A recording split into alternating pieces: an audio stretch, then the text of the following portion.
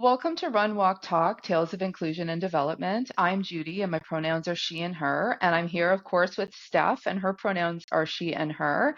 And today we're really excited to welcome Cindy Ryan. Steph, why don't you begin with a bio of Cindy? Big welcome, Cindy. So Cindy Ryan is an intuitive guide, energy teacher, and founder of Blissful Intuitive. She supports people in reconnecting with their inner wisdom, building self-trust, and living more present, aligned lives. A certified Reiki master, Cindy teaches all levels of Asu Reiki and works with intuition, energy healing, and emotional awareness to help clients gain clarity and balance. And after leaving the corporate world, Cindy brings nearly 2 decades of experience working with families and communities into her practice. And she is known for her compassionate, practical approach. She creates supportive spaces for healing, growth, and intuitive confidence. Thank you. So we're going to dive Welcome. right in. We Judy? we absolutely Yeah. will. Let's get to it. So, I think some people hesitate to trust their intuition because they've been taught to rely strictly on logic. I think with intuition, we're not talking about ignoring evidence or external experts. So, how do you help clients use their intuition alongside critical thinking, and how do you support someone in really distinguishing their own inner voice from all of those other influences that might be out there? Mhm. I always used to say that my tagline was, I want you not to need me at the end. I want Mm. people to Mhm. really feel validated within themselves, so that they can be their own expert, because I believe we have our own access code, and that you two would have a very different access code than I do. Mm. So what will work for each one of you is going to be very different than me, because our books are all different, our inner books.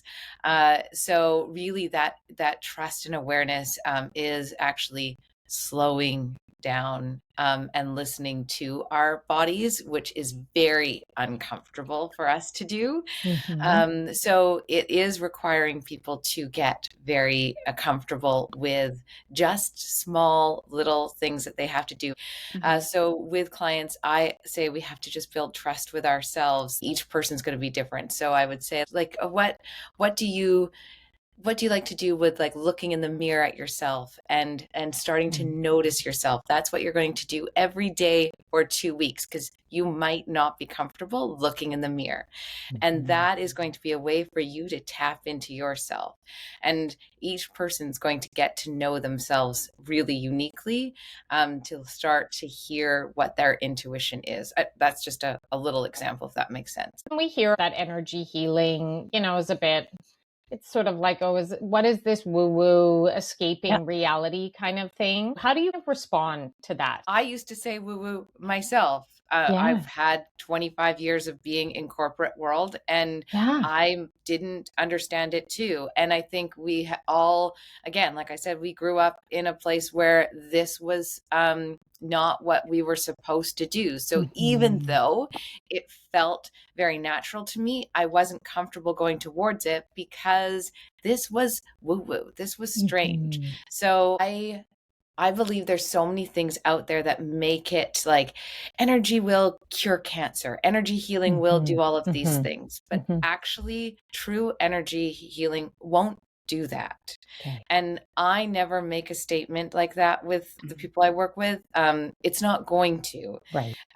So when you do it ongoing, it does get you to a calmer state of being. Mm. It gets you more present in reality. And so rather than where we're always trying to think about the future or trying to think about the past, Mhm. true energy healing gets you to this place of almost nothingness. And that is not woo woo. That's where I often get the clearest things that I'm supposed to work on, not the worry list that I thought I was supposed to be thinking about, not the checklist. Now I'm quite often in this state of just, oh, it's okay. What's supposed to land will land. Right. And when I'm working with people, when they're finished a session, they're like, oh, I feel more relaxed. I Mhm. feel calmer. Maybe you can describe what does meaningful progress look like? For me, I have no trouble sleeping. So, what you're listeners won't know is that I just went through cancer. But I slept through the entire time without a problem. And actually the whole journey was sped up drastically due to the energy work that I was able to have through it. But those clients that I work with will say, oh, the foggy brain that I've had for so long, it's gone. Like I can just think about things in a much clearer way. I didn't realize that. The other thing is things where, rather than the word trigger, I don't like that one. I like activated. They aren't as activated as they usually are. And this is when they're doing this work consistently, because when that emotion is in our body all the time, it shows up as things like anxiety or stress or worry. So when you're constantly clearing that through, you just don't have it to the same level. So you suddenly realize like, oh, I'm not upset like I was. I'm not as angry as I was. So you just don't respond the same way. Your boundaries are set in a different way with people. Let's switch and talk about your experience, your own experience. Yep. And so what's a moment in your own journey where potentially you didn't listen to your intuition, and what did that experience kind of teach you about trusting yourself now? There's definitely been moments, I would say, that I have not listened to my intuition.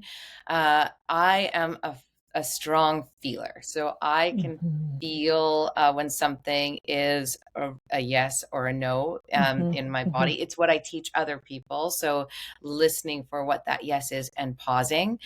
And I can know when something is right for me right away.